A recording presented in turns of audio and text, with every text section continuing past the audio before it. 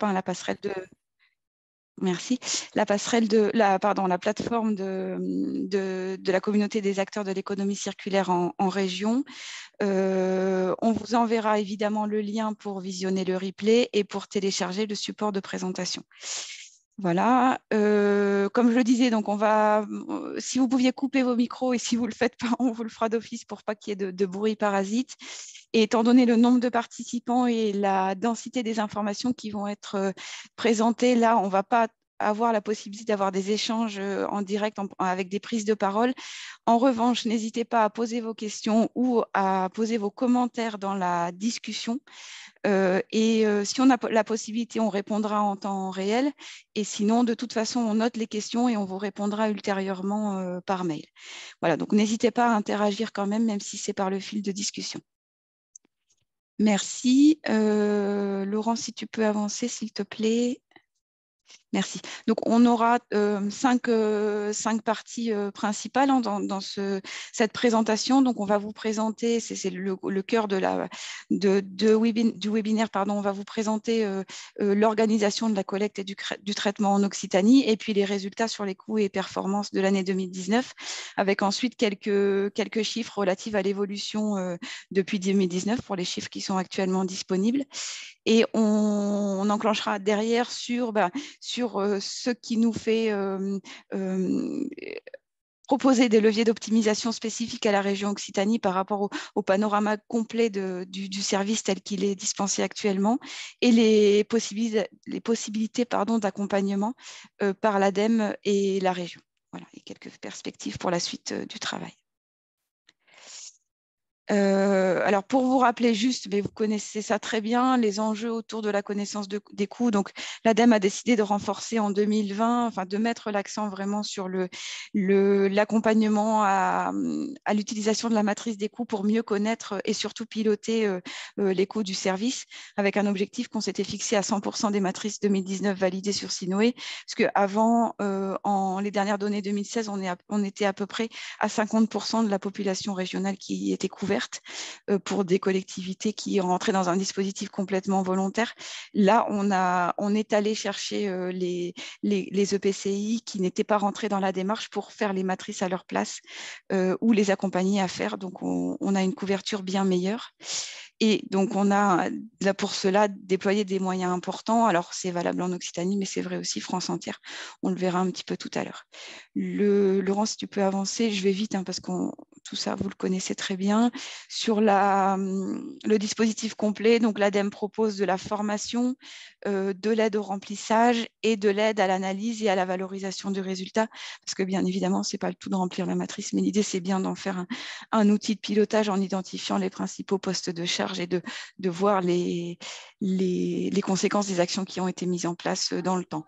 Juste pour vous rappeler que toutes les ressources qui sont liées à la matrice sont disponibles sur le site Optijet, dont vous avez l'adresse en bas de la slide, mais on vous le renverra également. Donc, Optijet, vous avez une rubrique coûts des déchets ménagers, où vous retrouverez l'ensemble des outils et des référentiels qui sont publiés au fur et à mesure. Alors, voilà, vous le voyez clairement sur ce graphique. On a fait un bond sur les matrices 2019 puisqu'on était à peu près à 39% de collectivités qui remplissaient la matrice avant 2019 et on est passé à quasiment l'intégralité des 161 collectivités qui ont la compétence collecte et traitement. Donc, on a un échantillon vraiment représentatif. De mémoire, on est à peu près à 7000 habitants qui ne sont pas couverts par une matrice en 2019. Donc, ça fait 1% de la population régionale. Donc, on peut dire que l'échantillon, il est exhaustif. Sur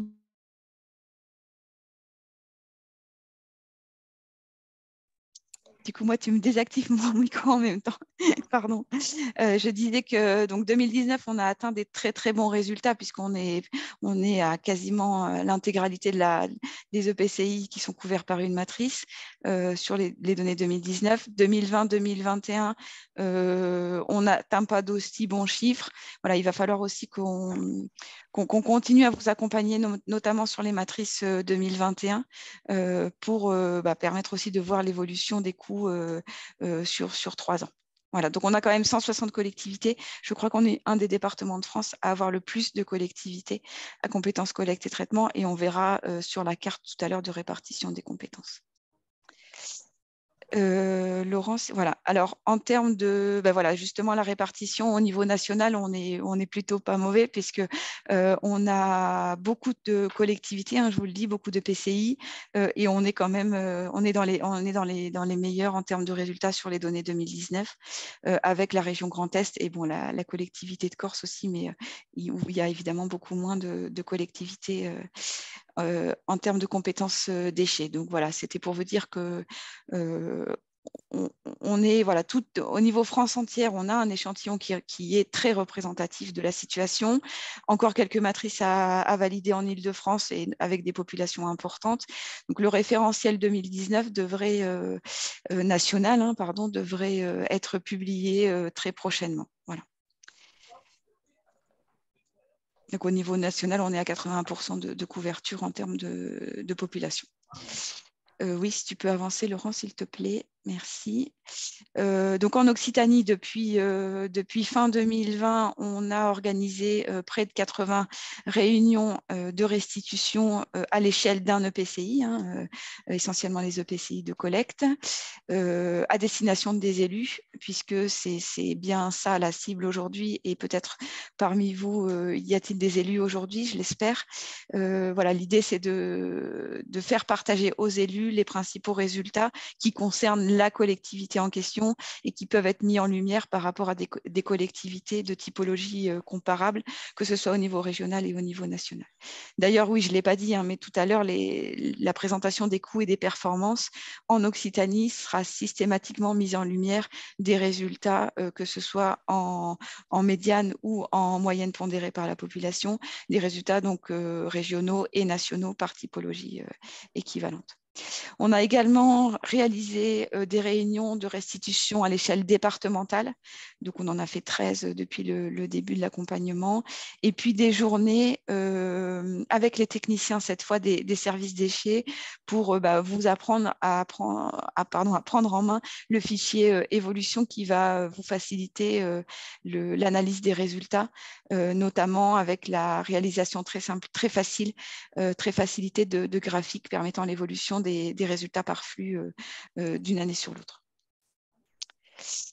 Donc un gros succès sur ces réunions. Et puis en termes de production, donc bien évidemment toutes ces réunions ont fait l'objet de supports, hein, de présentations qui vous ont été diffusés individuellement, de la même façon des supports de présentation des coûts départementaux.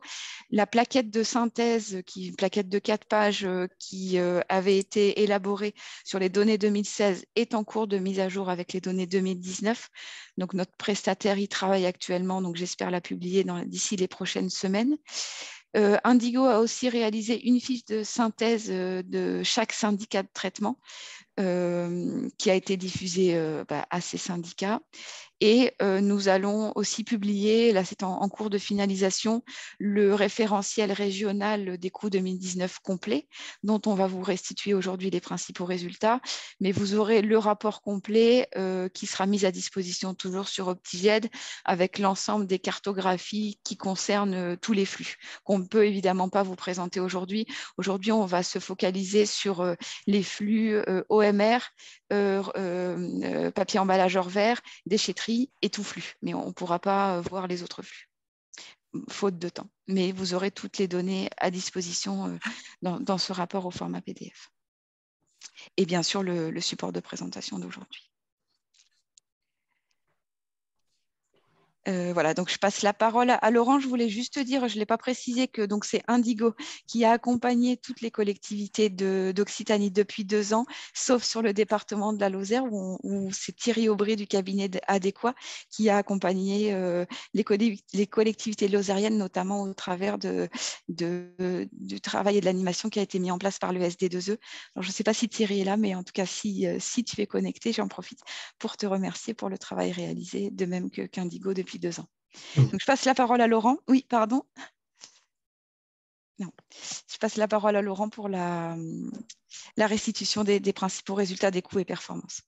Bonjour à tous. Merci Charlotte pour cette introduction. Chez Indigo, en fait, on est intervenu en binôme. La région est grande et les collectivités nombreuses. Du coup, on s'est répartis. J'intervenais plutôt sur la partie Midi-Pyrénées et ma collègue Sandrine sur la partie Languedoc-Roussillon. Et là, sur la présentation, c'est elle qui va introduire la partie nous concernant, cette partie 2. Donc, je vais laisser la parole à Sandrine. Bonjour à tous. C'est bon, tout le monde m'entend? C'est Alors, bon. merci. Alors, donc, comme ça a été dit depuis le début de la présentation, on va vous présenter des coûts et des performances concernant l'année 2019. Donc, il y aura après des petits éléments sur l'année 2021, mais effectivement, donc, toutes les situations qui vous sont présentées, notamment pour parler des coûts et des performances des déchets, il faut déjà regarder un petit peu comment est organisé le service public de gestion des déchets à l'échelle de la région. Et donc, vous avez au niveau de la région plus de 145 collectivités qui sont en charge de la collecte des déchets ménagers et assimilés.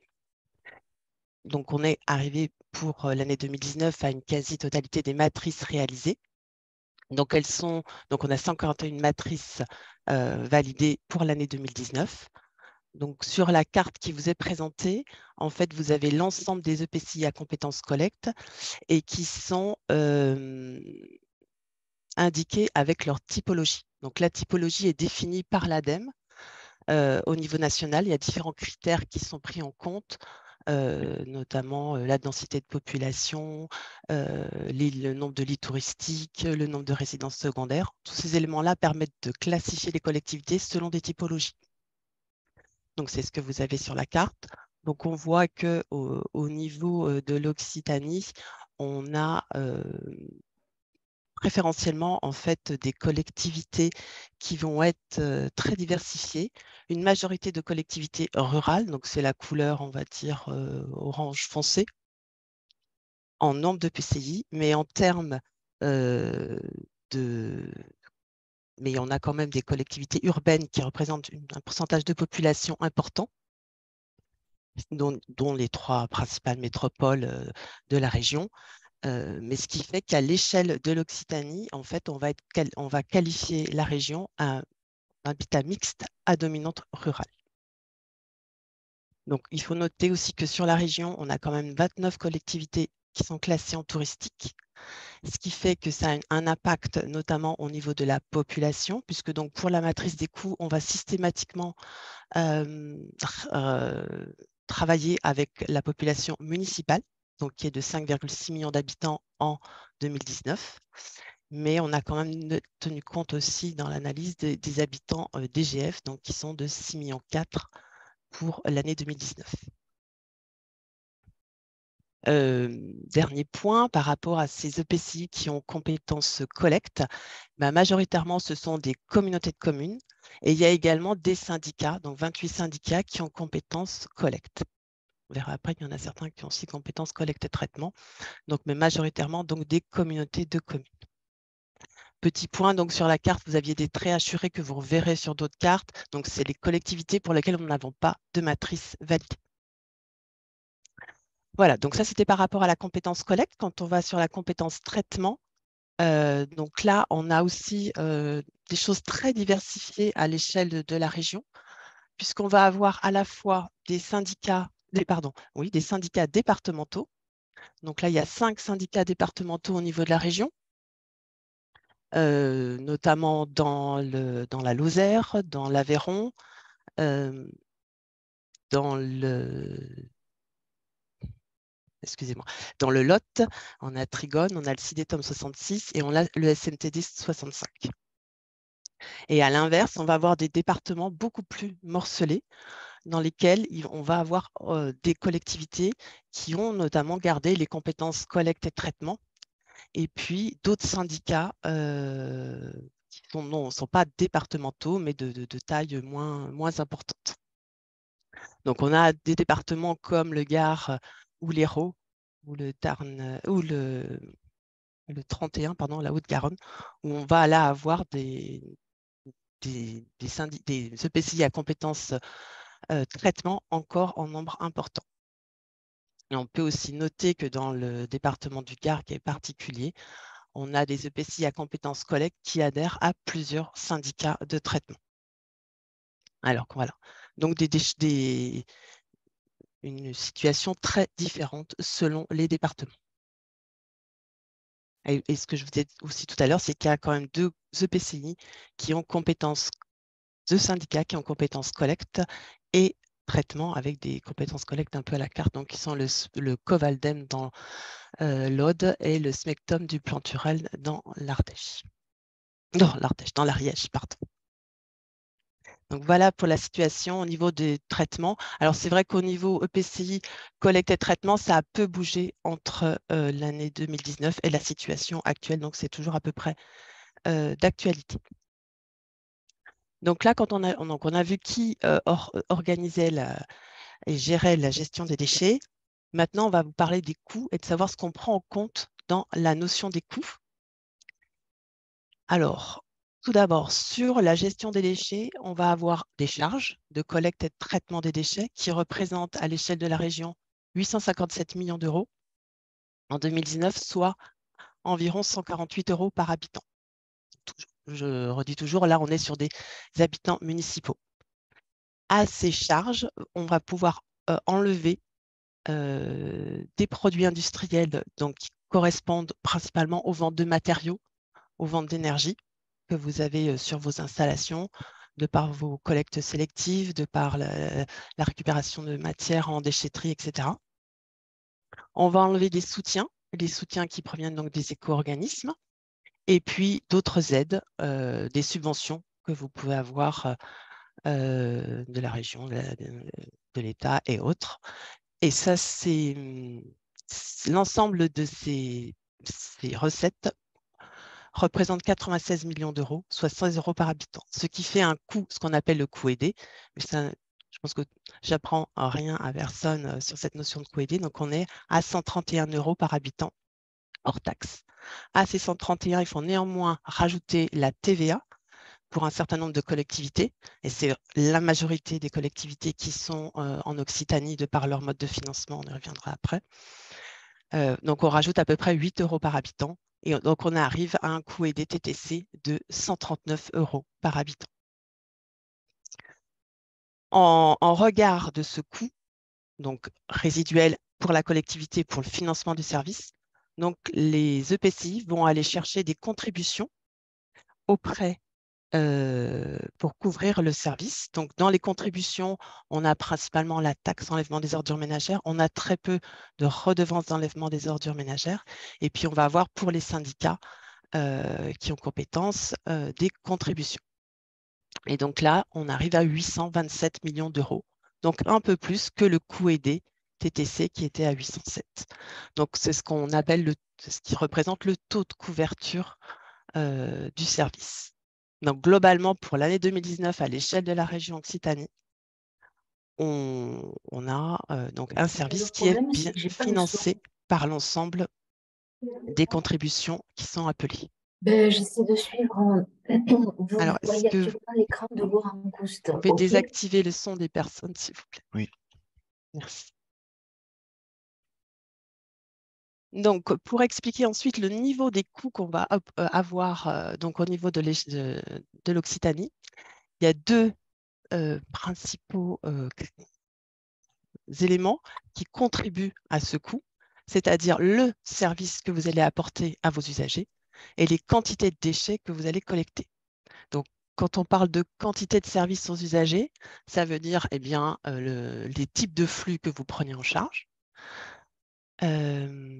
les collectes que vous leur apportez en porte-à-porte, en apport volontaire, les fréquences qui sont associées, et également, et pour les quantités de déchets qui sont prises en compte, donc ça va être lié donc à la production de chacun, mais également aux limites du service public qui va être mis en place par les collectivités.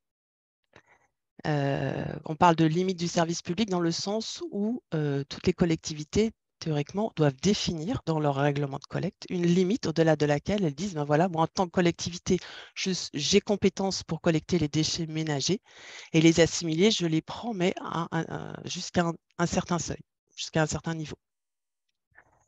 Et donc, c'est toute la partie assimilée qui est prise en compte ou non par les collectivités. Donc ça influe aussi sur la quantité de déchets. Et ce qui va aussi influer sur la quantité de déchets, ça va être les politiques qui sont mises en place par les collectivités en matière de prévention, donc pour réduire la production de déchets à la source, mais également en termes de financement incitatif. Donc tous ces éléments, donc le niveau de service et les quantités de déchets, vont expliquer les niveaux de coûts qu'on va observer au niveau de la région Occitanie. Alors, avant d'arriver dans les chiffres, on va se comparer, en tout cas, les chiffres qu'on va vous présenter. On va vous présenter à la fois des moyennes pondérées et des valeurs médianes. Donc, la moyenne, ça va être une moyenne qui tient compte de la population de chaque EPCI. Donc, on prend bien en compte les productions de déchets liées à la population. Et puis, on va se comparer aussi avec des valeurs médianes. Donc, la médiane, c'est ce qui partage un échantillon en deux parties égales. Pourquoi on utilise cette valeur médiane? Parce qu'en fait, au niveau national, c'est la médiane qui est utilisée. Voilà. Donc, vous le verrez après dans la présentation, on aura à chaque fois les deux éléments qui vous seront présentés. Donc, les analyses qu'on va vous présenter, ça va être sur des principaux flux. Donc, qui sont pris en compte dans les matrices, de toute façon, donc les ordures ménagères, les papiers emballage hors verre, un petit peu sur les biodéchets, parce qu'il y en a un petit peu au niveau de l'Occitanie, le verre et les déchetteries. Et à côté de ça, on va avoir des flux ou des services complémentaires, donc qui concernent des collectes d'encombrants, de déchets verts, la prise en charge de déchets de collectivités, de professionnels, de collecte de carton, de collectes diverses que vous avez mis en place. Il y a également ce qu'on appelle la gestion du passif, qui correspond à des coûts liés à d'anciennes installations sur vos territoires qui ne sont plus en fonctionnement, mais pour lesquels vous avez encore des coûts, notamment sur des centres de stockage pour lesquels vous devez assurer un suivi. Et tout ça, donc, ça va contribuer aux déchets ménagers et assimilés, à ce qu'on appelle tout flux dans le jargon de la matrice. Donc, bon, sur la présentation, on ne va pas pouvoir tout vous présenter, mais comme l'a dit Charlotte Parent tout à l'heure, vous aurez tout dans le référentiel. Alors, un petit point de vigilance. En fait, si vous allez regarder les enquêtes collectes qui ont pu être faites au niveau de l'observatoire régional, en fait, on aura une petite différence sur la quantité de déchets qui est pris en compte au niveau de ce qu'on appelle le tout flux. Parce qu'en fait, au niveau des enquêtes collectes, le périmètre pris en compte n'est pas tout à fait le même, notamment pour tout ce qui est un petit peu déchets assimilés et autres, qui bénéficient de collectes spécifiques. Donc, c'est pour ça qu'on aura aussi des écarts sur les quantités de déchets pris en charge. Voilà, la matrice est plus complète en fait que l'enquête collecte.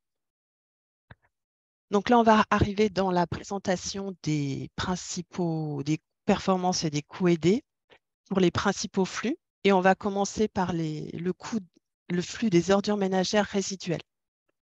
Alors déjà, pour vous présenter un petit peu cette diapositive, alors pour ceux qui ont pu suivre notamment des réunions de présentation des coûts à l'échelle des départements, voilà, vous avez pu déjà avoir ce type de graphique, mais là, donc, vous l'avez à l'échelle de l'Occitanie.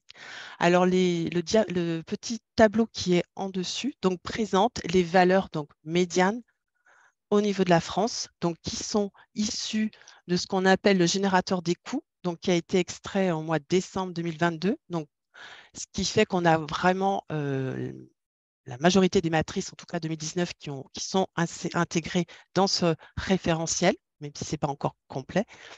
Donc, vous avez une première ligne qui présente le coût aidé et en dessous, les performances en kilos par habitant et par an. Puisque donc, pour expliquer le coût, de toute façon, tout est lié. Il faut voir à la fois les coûts et les quantités qui sont collectées. Et à côté de ça, vous avez les différentes typologies qui sont présentées parce qu'on voit que selon la typologie, on ne va pas collecter, on va avoir des performances de collecte différentes et également des coûts différents. Donc, vous avez, avec un code couleur, donc les différentes typologies qui sont présentées, du rural jusqu'au touristique. Et vous avez le tout milieu, donc, qui correspond à la valeur médiane France entière, donc qui est de 52 € sur le flux ordures ménagères résiduelles pour une production de 220 kg par habitant. Et en dessous, vous avez les performances affichées dans chacun des départements pour donc ce flux ordures ménagères résiduelles. Donc, collecte et traitement des ordures ménagères résiduelles. Ce qu'on peut voir dans un premier temps, c'est que si on regarde les EPCI, les départements qui sont en rural, donc la couleur bleue, on s'aperçoit que ce sont ceux qui ont des coûts les moins importants et en général les productions de déchets qui sont aussi les moins élevées. Et ça c'est corrélé aux éléments qu'on observe au niveau France au milieu rural. On observe néanmoins que sur ce flux OMR, la médiane française est à 46, alors que tous les départements qui sont ruraux en Occitanie ont un coût plus élevé. Personne n'est en dessous des 50 € par habitant. Et ensuite, on peut regarder les mêmes éléments pour les autres départements, avec majoritairement des départements en mixte rural. Donc la médiane française est à 49 pour 211 kg par habitant.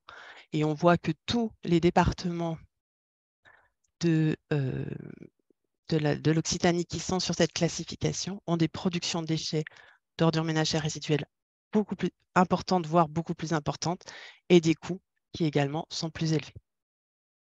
Donc à l'échelle de l'Occitanie, on se situe en médiane à 64 € par habitant pour une production de 238 kg. Et si on ramène ça en moyenne pondérée, on est à 73 € par habitant et 270 kg. Et ensuite, donc, on a 2 départements qui sont classés en plus en mixte urbain. Là aussi, on se trouve au-dessus des moyennes nationales. Donc ça, c'était par rapport à une première présentation sur une présentation par département. Si maintenant, on va voir comment ça se situe au niveau des EPCI. Donc là, vous avez une carte qui vous présente chaque EPCI avec la production d'OMR en kilos par habitant et par an pour l'année 2019. Donc, on s'aperçoit qu'on a des écarts très importants. Donc, même si on a une moyenne pondérée de 270 kg par habitant, en fait, on va avoir des écarts très importants de 150 à 626 kg par habitant, sachant que, sans surprise, ça va être des EPCI notamment qui sont classés touristiques. Comme on ramène la production de déchets toujours par rapport à la population municipale, on a des productions importantes d'ordures ménagères résiduelles ramenées à la population permanente. On peut voir aussi quand même qu'il y a des départements qui ont des EPCI, qui ont des ratios d'EPCI inférieurs. Voilà, je dis ça va de 159, mais voilà, il y en a quand même plusieurs qui sont inférieurs à 180. Et si on a dit tout à l'heure que la médiane France était à 220, voilà, on voit quand même qu'on a une quarantaine d'EPCI qui se situent en dessous de cette médiane. Et globalement, donc on est en dessus. Alors, avant de parler des coûts sur le flux totaux, sur le flux ordures ménagères résiduelles à l'échelle des EPCI, on a fait un petit zoom sur les coûts de traitement des ordures ménagères. Donc là, c'est exprimé en euros par tonne et pas en euros par habitant, parce que toutes les autres présentations, on se base sur l'euro par habitant. Là, pour les coûts de traitement, on est parti sur les matrices des syndicats, enfin des EPCI en tout cas, à compétence traitement, de la matrice de chacun. Et on a pris en compte le coût de traitement des ordures ménagères. Donc là, c'est tout type de traitement confondu et avec déduction éventuelle des recettes. Des recettes, c'est-à-dire des produits, des ventes de matériaux ou des ventes d'électricité. Petit point que je dois dire aussi, c'est que vous avez un EPCI qui apparaît en blanc sur la carte. Là, c'est parce que ce syndicat n'a pas fait sa matrice des coûts. Voilà. Ça n'a pas empêché les EPCI adhérents à ce syndicat de faire leur matrice, mais ce syndicat n'a pas fait sa matrice directement. Voilà, donc en moyenne, le coût de traitement des ordures ménagères résiduelles en 2019, je rappelle toujours, on est en situation 2019 est de 104 € par tonne. La médiane en France, c'est de 114. qu'on se situe un peu en dessous, en sachant que on va avoir là aussi des écarts importants selon les EPCI. Majoritairement, on se situe quand même entre 80 et 100 € par habitant. Et on a quelques EPCI donc, qui sont supérieurs à ce coût de traitement. Alors, ça va dépendre du contexte en fait local, puisque certains EPCI ont la maîtrise sur leurs installations, alors que d'autres font appel à des installations privées. Et ça dépend aussi du type de traitement, de l'état aussi de l'installation, si elle est en fin de vie, ou si c'est une création, etc. Donc, des éléments assez... il y a pas mal de paramètres à prendre en compte pour expliquer ce coût de traitement différent selon les EPCI. Donc, globalement, si on regarde ensuite le coût de traitement des ordures ménagères en euros hors taxe par habitant à l'échelle de l'Occitanie, donc là, on a intégré à la fois le coût de collecte et le coût de traitement. On a donc sur l'Occitanie une médiane, donc comme on l'a vu tout à l'heure, à 64, alors que donc au niveau France, on est à 52. Donc là, on voit globalement donc, que les EPCI donc, ont des coûts supérieurs. On va retrouver notamment pour les EPCI touristiques donc, qui ont de fortes productions d'ordures ménagères résiduelles, des coûts élevés ramenés à l'habitant. On a quand même néanmoins des EPCI avec des coûts aidés des OMR donc, qui sont inférieurs à 40 € par habitant. Voilà, vous les avez en bleu foncé sur la carte. Et puis, on a quand même 35 EPCI qui sont inférieurs à 55 € par habitant. Sachant que les écarts donc, vont de 35 à plus de 200. Voilà, toujours les EPCI très touristiques qui sont impactés par cette production de déchets. Ce qu'on peut noter aussi, qui n'apparaît pas sur la carte, mais qui vous sera présenté dans le référentiel, et qui peut aussi avoir un impact sur le coût de la gestion des déchets, c'est le mode de gestion de la collecte des ordures ménagères résiduelles. En termes d'EPCI, en nombre d'EPCI, c'est majoritairement la régie qui est présente sur la région. Après, on a beaucoup quand même de collectivités où il y a à la fois de la régie et de la presta, et on a très peu de collectivités qui sont uniquement en prestation.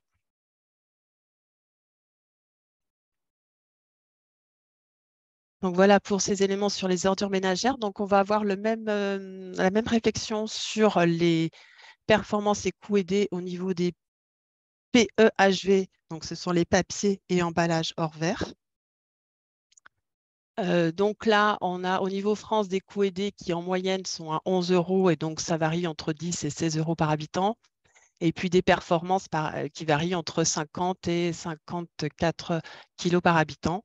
Alors on voit qu'au niveau de la région Occitanie, on va avoir des choses beaucoup plus...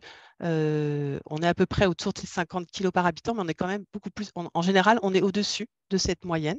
Donc, de bonnes performances de collecte des papiers et emballages hors verre. On peut notamment noter le département du Lot avec 93 kg par habitant. Sinon, pour les autres, donc on est toujours un peu au-dessus. Ce qu'on peut, donc en moyenne, donc on est à 17, en médiane, on est à 17 € par habitant et en moyenne à 18. Donc là, c'est moins marqué au niveau des différences. On peut quand même noter que sur le département de la Lozère, qui est classé touristique, c'est le seul département qui est classé comme ça, on a pas une performance qui n'est pas élevée. Donc, on a un coût qui n'est pas élevé, mais en fait, c'est plus lié à la performance, parce qu'on a des coûts peu importants et donc une performance, mais on a une performance peu élevée, en tout cas pour un milieu touristique. Donc, on a sinon des coûts aussi en général qui sont assez élevés, mais des performances aussi plus élevées que la moyenne nationale. Donc, si on regarde à l'échelle des EPCI, Laurence, oui.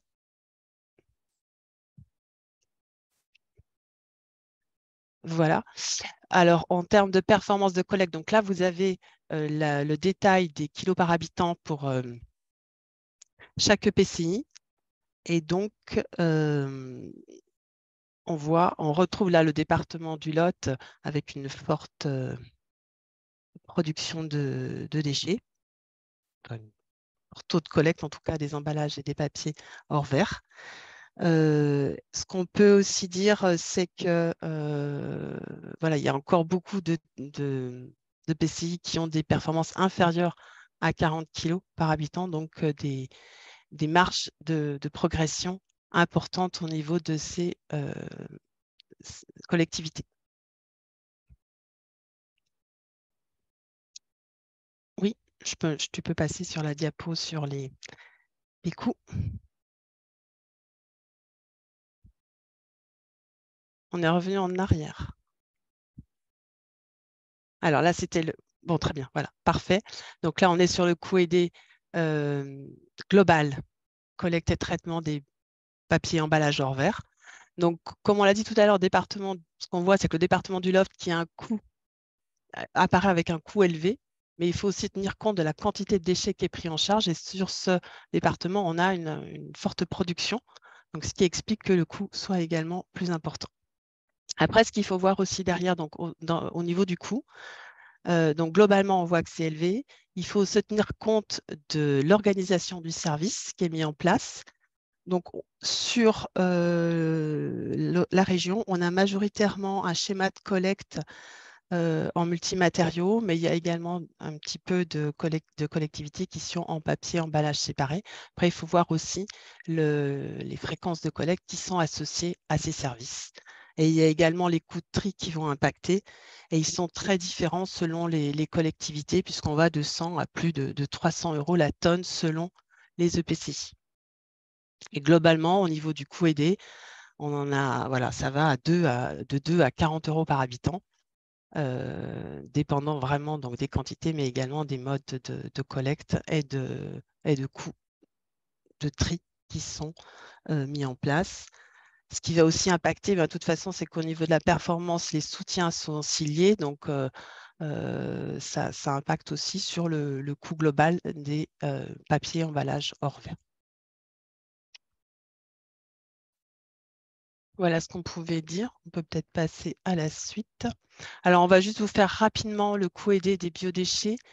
Sachant que, donc, comme ça a été dit tout à l'heure, on est sur une situation 2019. Donc, cette carte n'est pas forcément à jour puisqu'il y a eu des modifications des collectivités qui font plus ou moins encore ces collectes, d'autres qui les ont développées parce qu'en 2019, il y avait notamment des expérimentations qui étaient mises en place sur certains EPCI. Il y a donc quelques collectivités, notamment qui sont au niveau du département de l'Hérault, où là, la collecte des biodéchets est implantée depuis de nombreuses années. Donc là, on a 8 collectivités et environ 600 000 habitants desservis, donc c'est inférieur à 10%. Et on a également des performances de collecte, alors moyenne de 13 kg et médiane de 19 kg, mais avec des performances qui sont très disparates selon les collectivités, puisqu'on va de 2 à 88 kg. Ça va dépendre donc de la maturité de la collecte, savoir si c'était une expérimentation, un début de collecte ou c'est quelque chose qui était assis. Et également aussi des types de déchets qui sont appelés entre les collectivités qui appellent du déchet alimentaire strict et celles pour lesquelles, dans cette collecte, il y a du déchet alimentaire, mais il y a également du déchet vert. Et parfois, c'est plus du déchet vert que du biodéchet qui est collecté. Ce qui fait que les quantités impactent aussi sur les coûts. Et donc, on est à un coût aidé moyen de 8 et médian de 18, mais c'est pareil avec une fourchette beaucoup plus étendue. Voilà. Et je pense que si on refaisait cette carte aujourd'hui, on ne serait pas non plus, voilà, il y aura d'autres EPCI qui l'auraient mis en place, il y a d'autres qui ont mis en place plus des actions de prévention. Voilà, donc ce qui est à noter, c'est quand même qu'il y avait déjà des choses qui existaient en 2019, mais avec des éléments à prendre avec précaution compte tenu des diversités d'organisation. Laurent, je te laisse poursuivre. Merci Sandrine pour cette partie-là. Donc j'enchaîne sur la partie des déchetteries. les autres services qu'on a évoqués. Donc juste une petite carte, enfin une petite slide introductive sur l'organisation du service déchetterie. Bon, avec 114 collectivités qui ont en charge la gestion, on va dire, haut et bas de quai des déchetteries, enfin, principalement le haut de quai. On a essentiellement des collectivités en charge de la collecte qui assurent le haut de quai de déchetterie.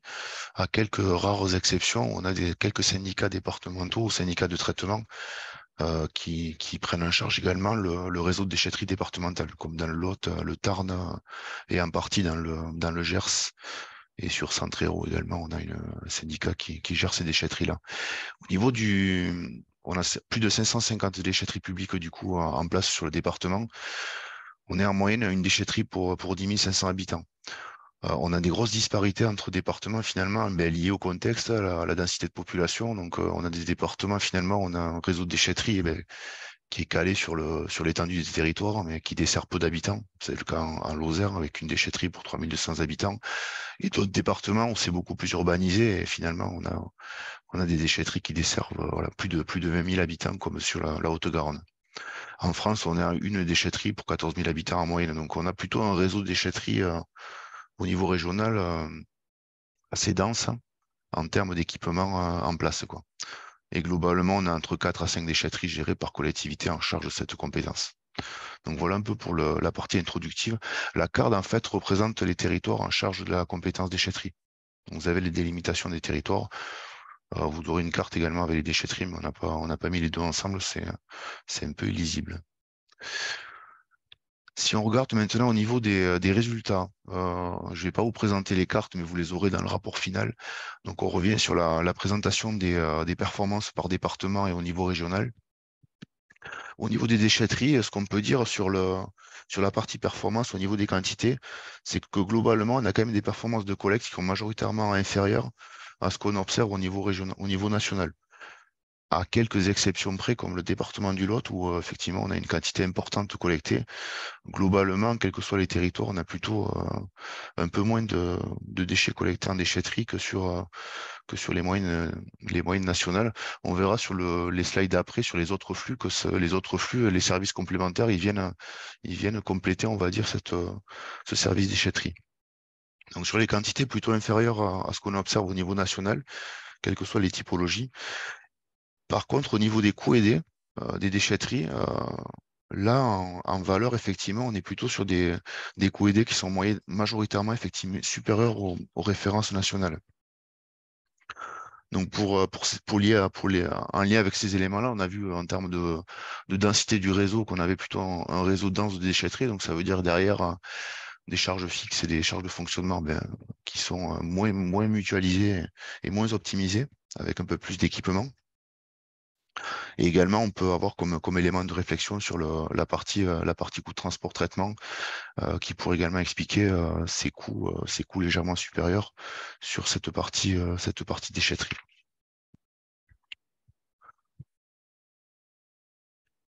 Si on regarde maintenant les déchetteries, je vais m'en arrêter là, en fait, j'irai pas plus loin. Vous aurez des éléments plus départementaux qui vont refléter finalement le constat qu'on fait là au niveau des performances. Ce qui est intéressant de voir, c'est que voilà, au-delà des déchetteries, il y a aussi des services hors déchetterie qui sont proposés par les services publics. Et au niveau des autres flux gérés, on a une majorité de collectivités quand même qui prennent en charge d'autres services ou d'autres flux.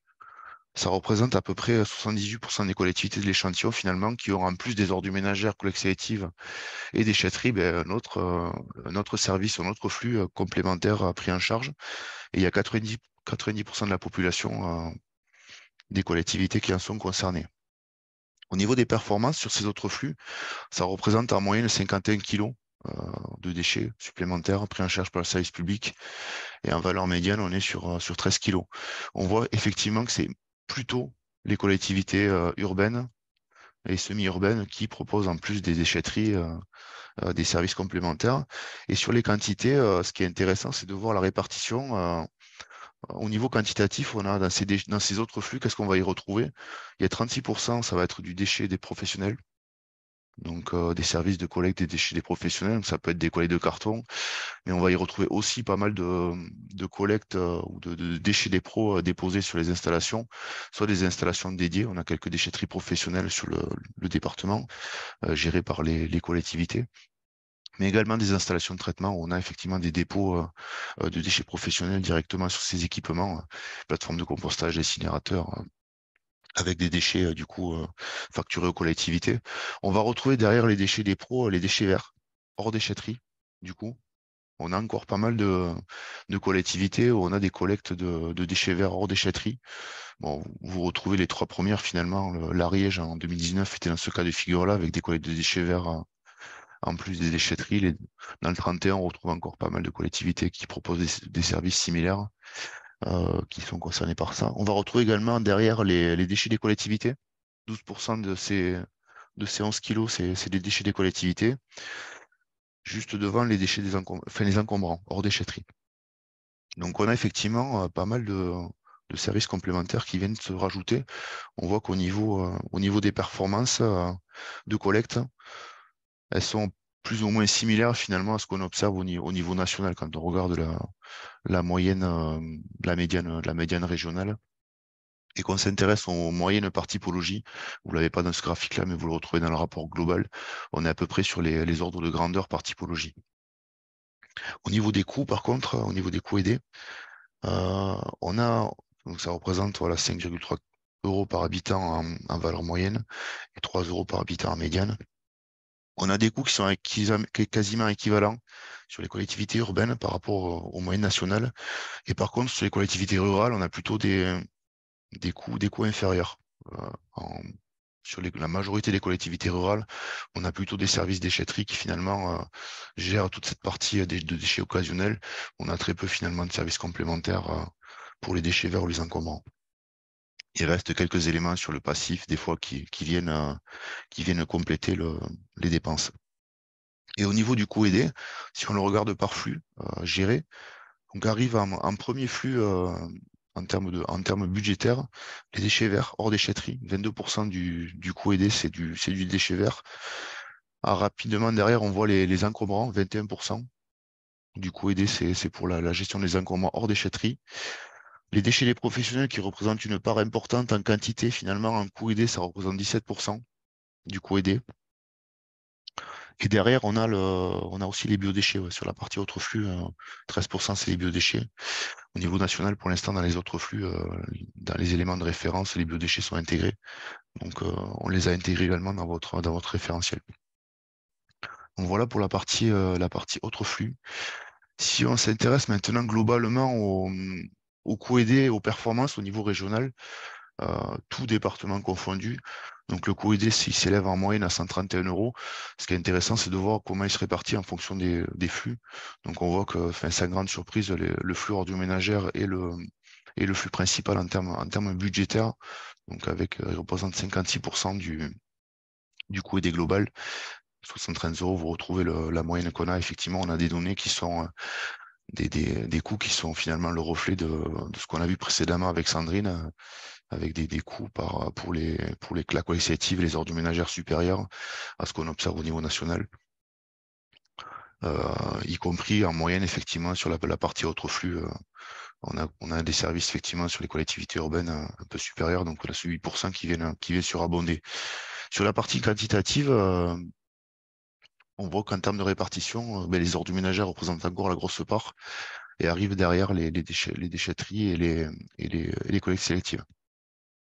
Donc, sans grande surprise, effectivement, le flux le plus coûteux en termes de coût aidé reste les ordures ménagères avec pour une quantité collectée, effectivement, de 46%. Et on a des écarts entre départements qui est lié aux différences qu'on a en termes de coûts par flux. Dans le rapport complet, vous aurez les répartitions par département qui permettront de mettre en lumière avec des parts plus ou moins importantes des ordures ménagères notamment. Si on s'intéresse maintenant au coût complet, on a essayé de voir un peu de quoi était composé le coût complet, donc l'ensemble des charges de la gestion du service déchets au niveau en 2019. Donc le coût complet il s'élève à 857 millions d'euros. Ramené à l'habitat, on avait vu que c'était 148 euros. Donc il est supérieur à ce qu'on a au niveau national. Le coût complet national, il s'élève à 119 euros. Donc on a effectivement un coût supérieur pour différentes raisons. On va le voir sur les éléments suivants en fait. Ce qui est intéressant, c'est de voir les répartitions en fonction des postes de charge. Donc on a effectivement majoritairement le poste de charge le plus onéreux en termes de charge reste le transport et traitement des déchets, quels que soient les flux. Devant l'opération de collecte qui englobe à la fois les camions de collecte, mais aussi le haut de quai des déchetteries. Et on retrouve au niveau des autres postes, donc la pré-collecte, les contenants à 4% et les charges de communication, prévention et fonctionnelle à hauteur de 9%, qui sont plutôt majoritairement dans la proche de la médiane, voire inférieure, pour pas mal de collectivités rurales. Si on s'intéresse maintenant à la partie les charges de communication et de prévention. Donc là, vous avez un diagramme qui représente la dispersion des coûts à l'habitant, qui englobe à la fois la communication et la prévention. Donc le diagramme de gauche, hein, vous avez les données nationales, et à droite, la dispersion régionale. Le 2 euros là, représente la valeur médiane, donc on a effectivement une valeur qui sépare l'échantillon en deux parties égales, et on voit finalement que ce 2 euros est quasiment équivalent à ce qu'on observe au niveau régional en 2019. Ce qui est intéressant de voir, c'est que le plancher bas, finalement, au niveau national, est un peu plus élevé que ce qu'on a au niveau régional. On a le premier décile au niveau régional qui est quasiment à 0 euros. Ça veut dire qu'on a 10% des collectivités sur la région qui ne dépensent aucune dépense de communication et prévention au travers du service public. Donc on a effectivement des situations différentes en termes de budget, on va dire, alloué à ces services-là. L'autre élément qu'on peut dire également, c'est on a aussi pas mal de territoires où finalement il semblerait qu'il y ait des moyens budgétaires alloués à ces aspects communication prévention importants, ou plutôt moyens, et finalement, sans forcément avoir des moyens humains derrière euh, associés, importants, on est plutôt essentiellement sur la communication institutionnelle sous forme de support qui est plutôt majoritaire dans la région, avec effectivement des moyens humains dédiés à ces deux services qui sont plutôt globalement assez réduits. Au niveau du coût tout flux maintenant, donc on a vu l'ensemble des flux, donc là on a l'ensemble du service public de gestion des déchets euh, de la région Occitanie, avec l'ensemble des tout flux confondus. Qu'est-ce qu'on observe au niveau du tout flux confondu? Donc on a au niveau des performances effectivement une production globale de déchets pris en charge par le service public en moyenne à 589 kg et 555 kg en valeur médiane. On a des performances qui sont majoritairement supérieures aux références nationales, avec des gros écarts entre territoires et entre régions, qui sont notamment liés, on va dire, aux choix politiques qui ont été faits, notamment sur la gestion des assimilés et sur l'étendue des services et des actions de prévention engagées, quoi.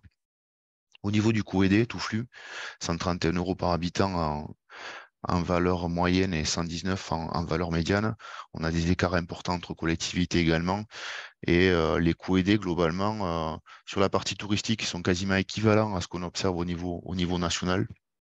Et par contre, sur l'ensemble des autres typologies, on a plutôt des coûts qui sont supérieurs aux références nationales.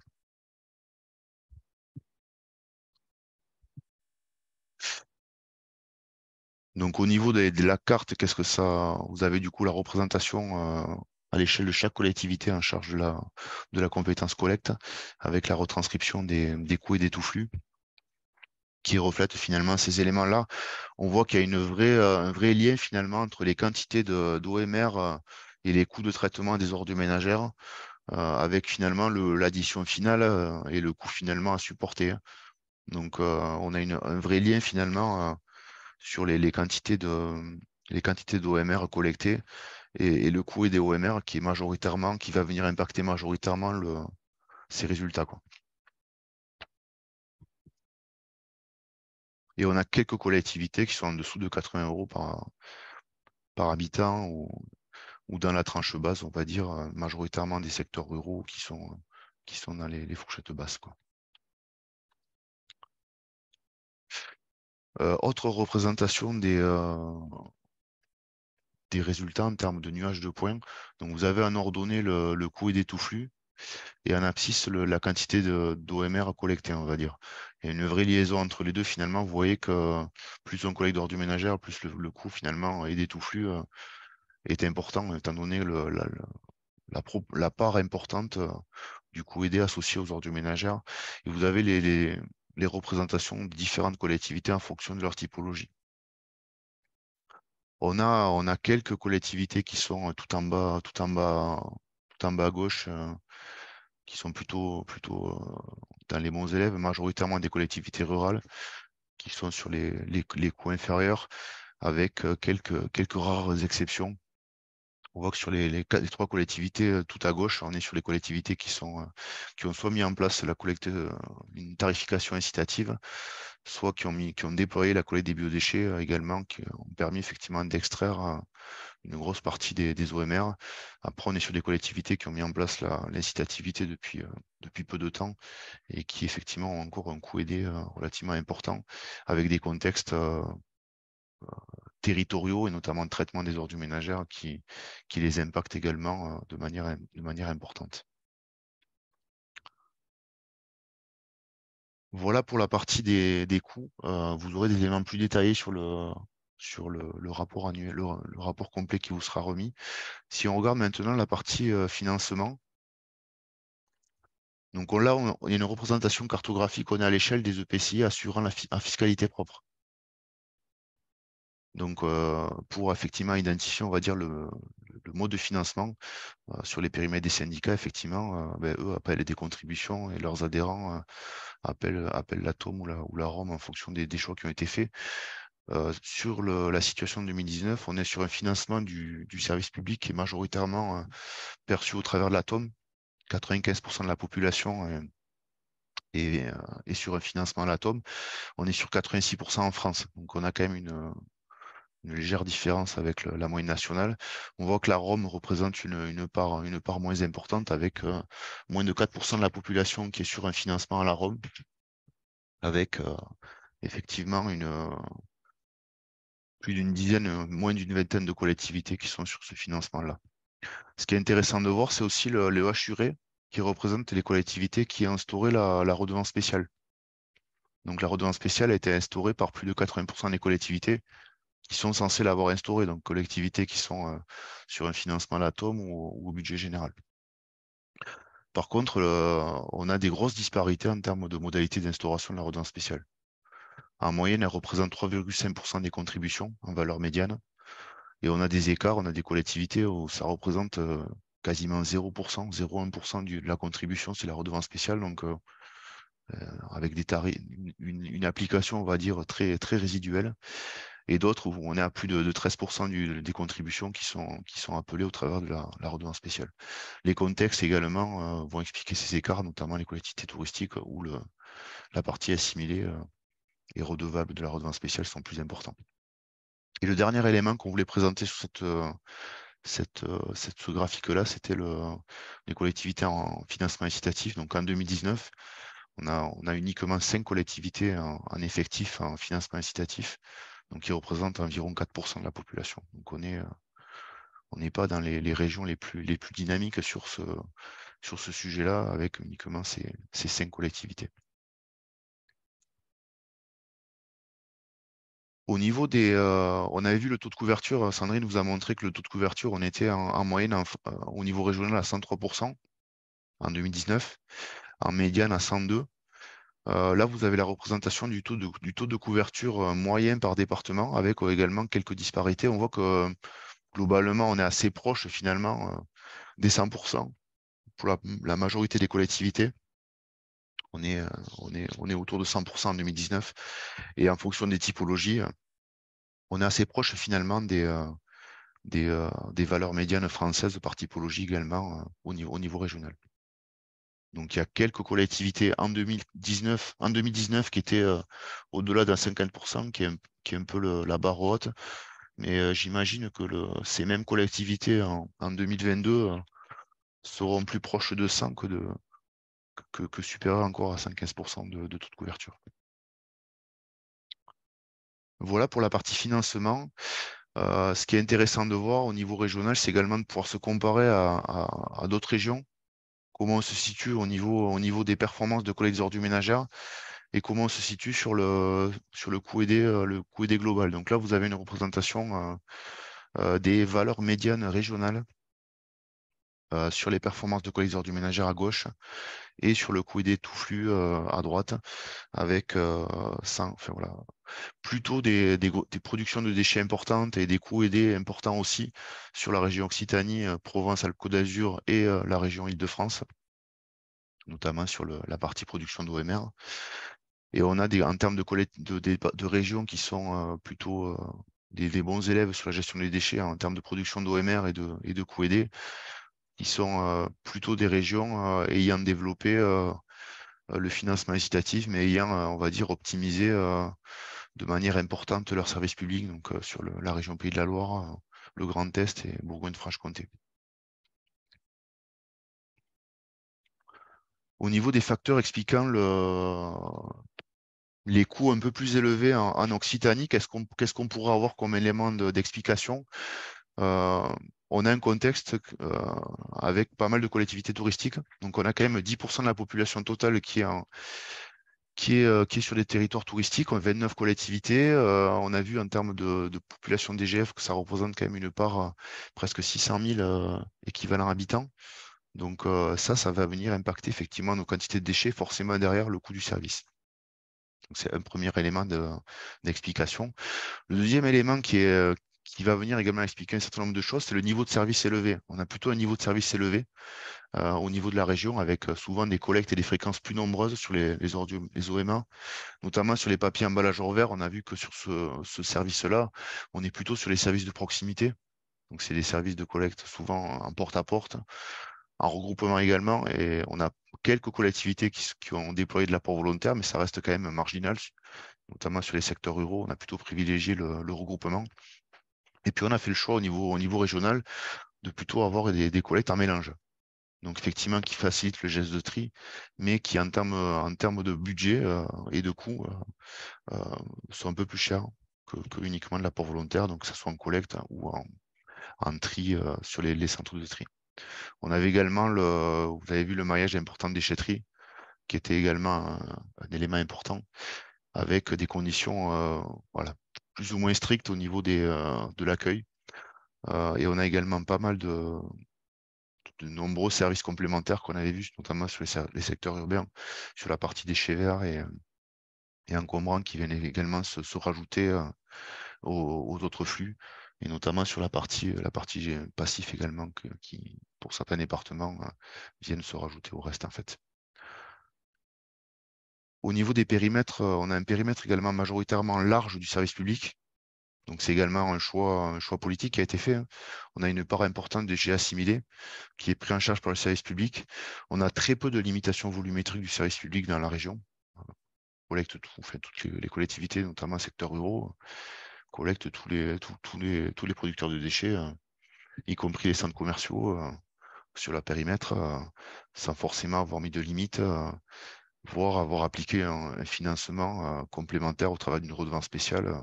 Il y a des redevances spéciales, mais elles sont souvent insuffisamment appliquées, avec des tarifs qui ne sont pas tout le temps mis à jour régulièrement. Les deux derniers éléments d'explication, on a cette notion de financement incitatif. Effectivement, on a vu que ça représentait que 5 collectivités en 2019. Donc, c'est un dispositif qui est très peu développé sur la région. Donc, il peut également expliquer les écarts avec des régions qui ont déployé ça de manière plus intensive et importante. Et le dernier élément, en termes d'explication, sur la partie prévention et évitement des déchets, finalement, on a des moyens et des actions qui sont assez limités sur l'exercice 2019. Budgétairement, on a le sentiment qu'il y a des budgets qui sont alloués, mais sur le terrain et au niveau des actions engagées, ça reste assez restreint sur ces leviers-là. Voilà pour les éléments d'explication. On va passer aux perspectives. Sandrine, tu enchaînes sur les perspectives et les évolutions. Oui, comme on l'a dit tout à l'heure, on était sur 2019, donc on a essayé de voir un petit peu comment ça va évoluer jusqu'en 2021. Et tout d'abord, quels sont les facteurs d'explication de l'évolution des coûts et les évolutions donc, qui impactent sur le service déchets. Donc, on a quand même beaucoup d'éléments qui contribuent à une hausse du coût, qui sont des augmentations de taxes, donc la taxe foncière pour les installations de traitement notamment, la taxe générale sur les activités polluantes. À côté de ça, on a aussi des évolutions liées au prix de l'énergie, aux fournitures, travaux et services que vous pouvez rencontrer dans vos marchés et dans vos régies. Et puis, il y a eu aussi un impact sur les prix de reprise des matériaux et des produits pas forcément intéressants.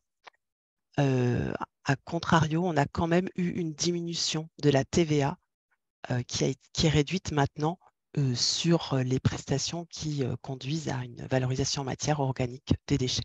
Donc, c'est le point positif entre 2019 et 2021. Sinon, si on regarde un petit peu, on a fait un petit travail d'évolution des coûts entre 2019 et 2021 sur l'Occitanie, mais c'est sur un échantillon plus réduit de matrices, puisqu'on s'est focalisé sur 82 collectivités qui avaient validé leur matrice 2019 et 2021. Elles regroupent 3,9 millions d'habitants. On rappelle, en 2019, on était à 5,4 millions à l'échelle de la région. Donc là, on doit être un peu plus. Bon, 3,9 millions, c'est quand même assez important. On note que pour ces collectivités-là, une légère diminution de la quantité totale, donc hors gravat, en kilos par habitant, donc moins 1%. Mais sur cette même période, on va observer une augmentation des coûts ainsi que des contributions. Donc, les coûts et des TTC ont augmenté de 6% sur la période pour ces collectivités et dans le même temps, les contributions n'ont elles augmenté que de 2%. Donc voilà, donc c'est pas les données à l'échelle de la région, mais ça donne quand même une tendance assez importante sur l'évolution que vous avez dû constater, même si vous n'avez pas tous fait vos matrices, d'évolution du coût qui n'est pas forcément compensée par une évolution des contributions sur la même hauteur.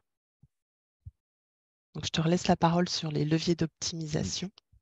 Donc après, sur la partie levier d'optimisation, lié finalement pour arriver effectivement à maîtriser l'augmentation des coûts. On est quand même sur des situations très compliquées actuellement sur l'augmentation des charges, comme l'a dit Sandrine. On a vraiment des coûts de fourniture qui explosent et des coûts de fourniture. Enfin, la situation n'est pas idéale, on va dire, pour arriver à maîtriser les dépenses. On est plutôt sur du subi que sur de l'action. Sur les leviers qu'on pourrait imaginer, voilà, qui restent assez génériques, la maîtrise des coûts quotidiens, mais ça vous le faites en général.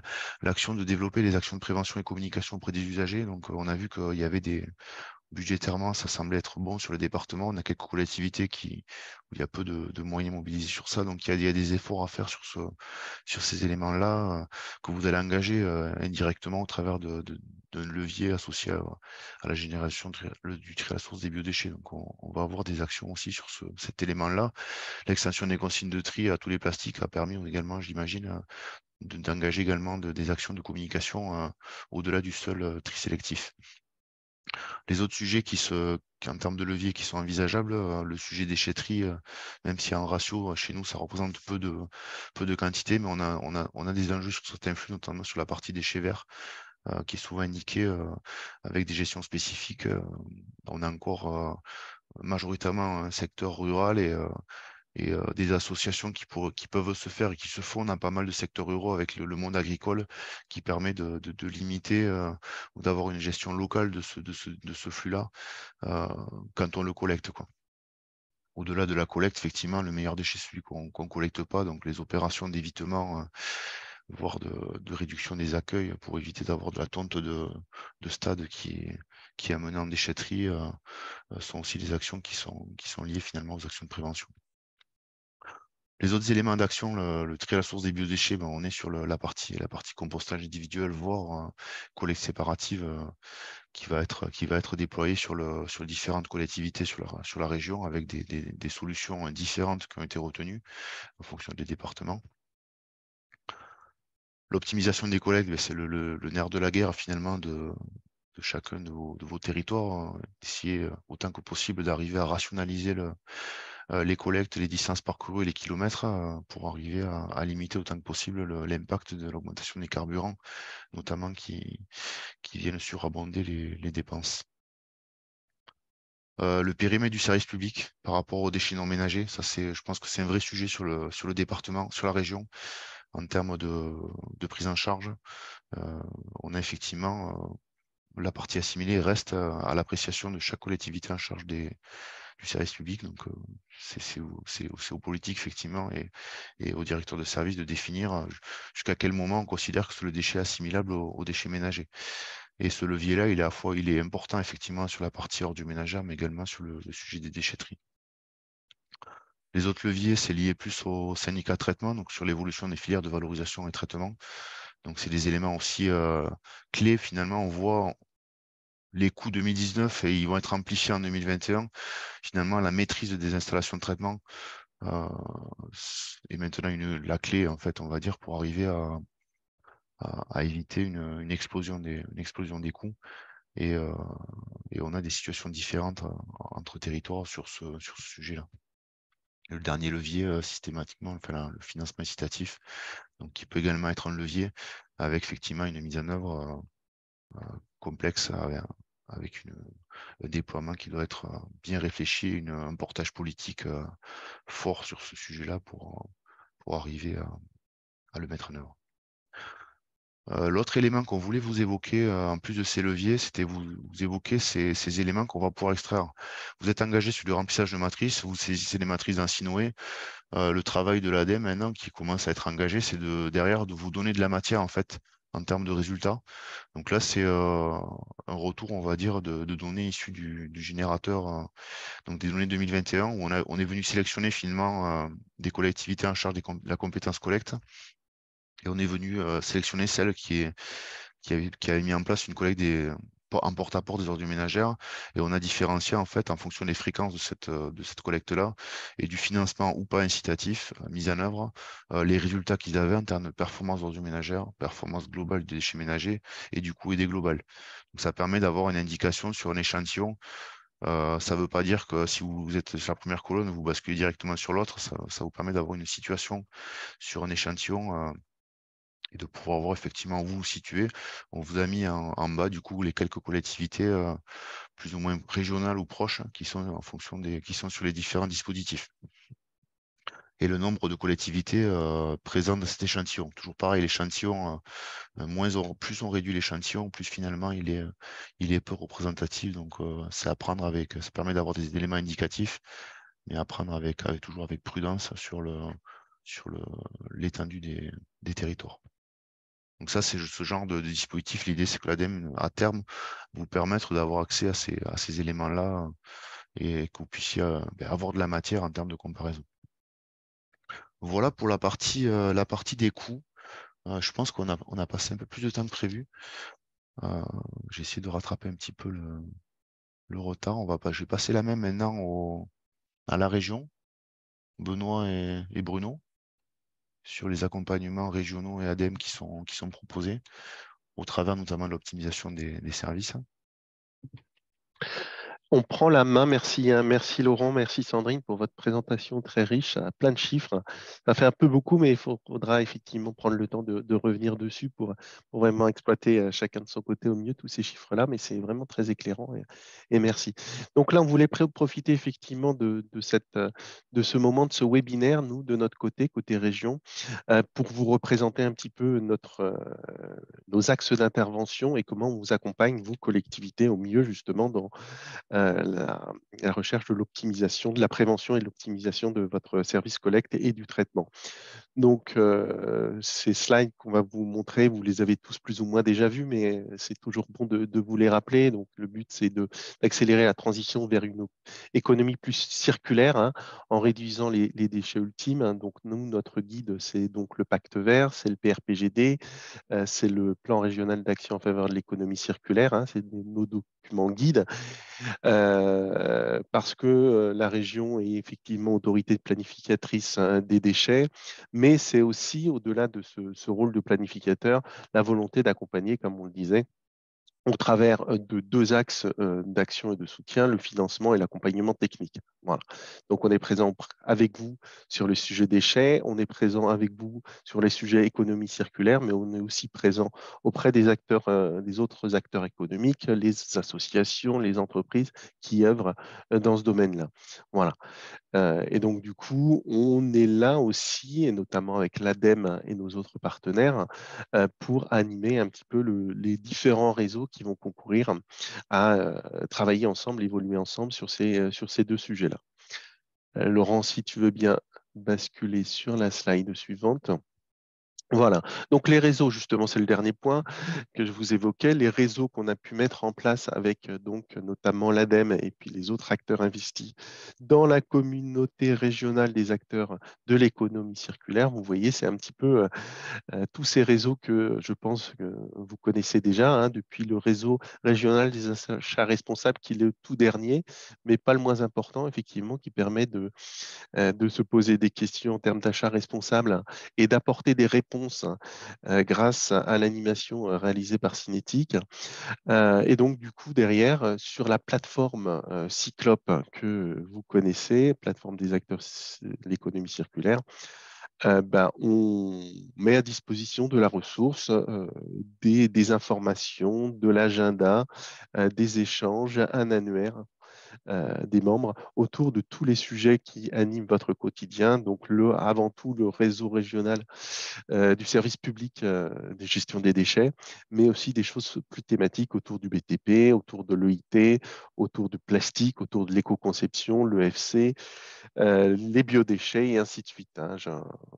Je les cite rapidement, mais vous pourrez revenir soit auprès de nous directement, soit aller parcourir la plateforme SICOP pour aller voir tout ce qui existe là-dedans et contacter également ces réseaux, hein. Je vois notamment le réseau RCCO, donc, qui est le bras armé en région pour pouvoir vous accompagner sur les sujets du détournement et la valorisation des biodéchets. Voilà. Il faudra... Ouais, OK. Slide suivante.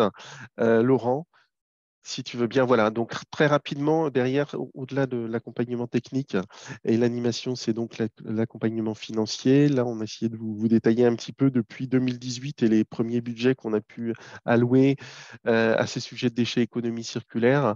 Donc, une montée en volume, hein, d'accompagnement globalement, donc de 22 en 2018 jusqu'à 113 en 2022 avec des montants et des enveloppes, des budgets importants qui font aussi effet levier, comme vous pouvez le constater. Et donc, derrière, c'est des dispositifs d'accompagnement dont le plus utilisé est celui aux études et à l'investissement qui s'appelle Aide à la réalisation des projets locaux.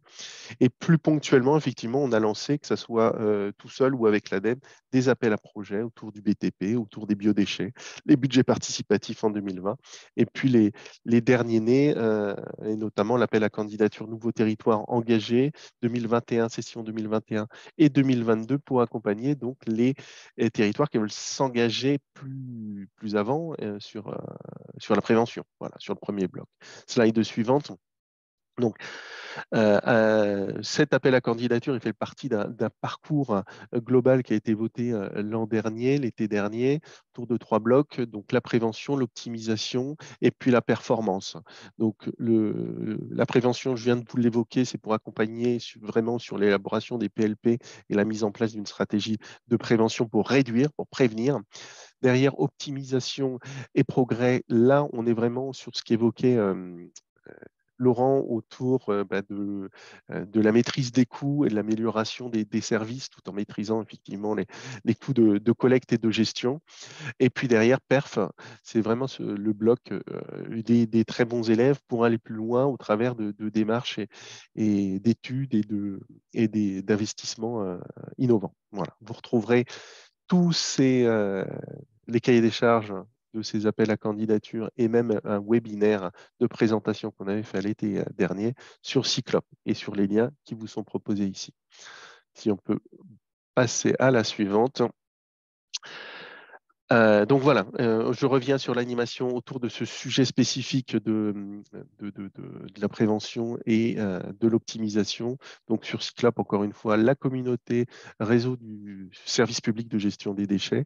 Et derrière, comme vous pouvez le voir là, je vous ai fait des captures d'écran sur des webinaires notamment qui sont proposés dans le cadre de cette animation, mais c'est aussi donc des ressources, des fiches Rex, des documents guides qui vous sont proposés. Donc, je ne peux que vous inciter une nouvelle fois à aller sur Cyclope, aller découvrir, redécouvrir ces documents-là.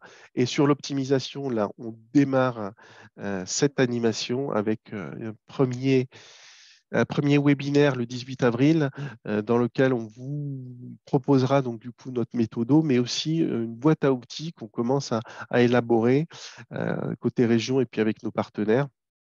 Des fiches Rex, comment se sont débrouillées les collectivités pour s'approprier le sujet de l'opti et mettre en place des actions qui vont bien, des annuaires de bureaux d'études, des listes d'études réalisées, des cahiers des charges d'études d'opti. On travaille aussi sur la réalisation de capsules vidéo. Voilà, sur ce sujet opti et sur le sujet biodéchets, c'est le moment aussi de vous annoncer, si ce n'est pas encore parti, les invitations, les prochains événements. 11 mai, journée technique, retour d'expérience sur les déchets verts. 4 juillet prochain sur la collecte des biodéchets et puis accompagné à l'automne, cette fois-ci de visites de sites vraiment éclairantes. Voilà. Et la dernière slide, si je ne dis pas de bêtises, c'est celle qui présente les référents territoriaux sur chacun des départements régionaux, donc que j'espère vous connaissez. Vous retrouvez ici les mails, les numéros de téléphone, et comme ça, vous pouvez retrouver vos petits par rapport à vos territoires. Si vous avez des questions dans tous ces domaines-là, et donc prochaine échéance Opti, le 18 avril, on va vous adresser très prochainement une invitation. J'ai essayé de faire court, mais j'ai dépassé, je suis désolé. Je te passe la main à Charlotte. Merci, merci Laurent, Sandrine et Benoît. Pour terminer, il nous reste 4 minutes en complément voilà, des accompagnements région. J'ai synthétisé les possibilités d'aide de l'ADEME sur cette slide-là. Donc, on peut vous accompagner en lien avec tout ce qui vous a été présenté sur les coûts du service public dont les premiers résultats montrent qu'ils sont encore en augmentation là, pour les 2 ans, les 2 dernières années. On peut vous accompagner sur des études d'optimisation du service, des études globales de mise en place ou de révision de la redevance spéciale si elle est déjà en place, des études de caractérisation OMR ou des déchets en déchetterie qui pourront vous aider à cibler des actions spécifiques et efficaces sur vos territoires. En matière de tri à la source des biodéchets, on a encore des possibilités de vous accompagner sur les études et les investissements pour cette année 2023. Aujourd'hui, on n'a pas de visibilité sur 2024, date de mise en place de l'obligation pour les collectivités du tri à la source des biodéchets. Donc, on peut vous accompagner sur des études, sur de la mise en place de la collecte séparée, du compostage collectif, partagé ou en établissement, sur tout ce qui va être opération de prévention de la production de déchets verts, parce qu'on a vu que c'était un flux qui était quand même très conséquent en déchetterie, et aussi des installations de traitement pour mieux mailler le territoire. En complément, bien évidemment, vous avez entendu les annonces du gouvernement sur le fonds vert. Donc, 2023, le fonds vert vient abonder significativement le budget de l'ADEME au niveau national et au niveau régional. Donc, n'hésitez pas à nous solliciter sur ce sujet si vous avez des projets.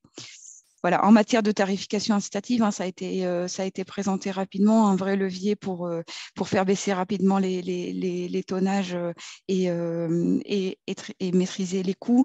Donc, de plus en plus de collectivités s'engagent en Occitanie et on va avoir des nouvelles données à disposition au fur et à mesure des déploiements. Donc, on peut vous accompagner si vous le souhaitez sur, tout d'abord, évidemment, en premier lieu, des études de faisabilité. Voilà, et sur la partie aussi aide à la mise en œuvre et investissement. Quelques aides possibles sur les centres de tri des déchets, des activités économiques et des études de faisabilité sur la partie réemploi, réparation et réutilisation, sachant que l'aide à l'investissement va basculer sur le fonds réparation.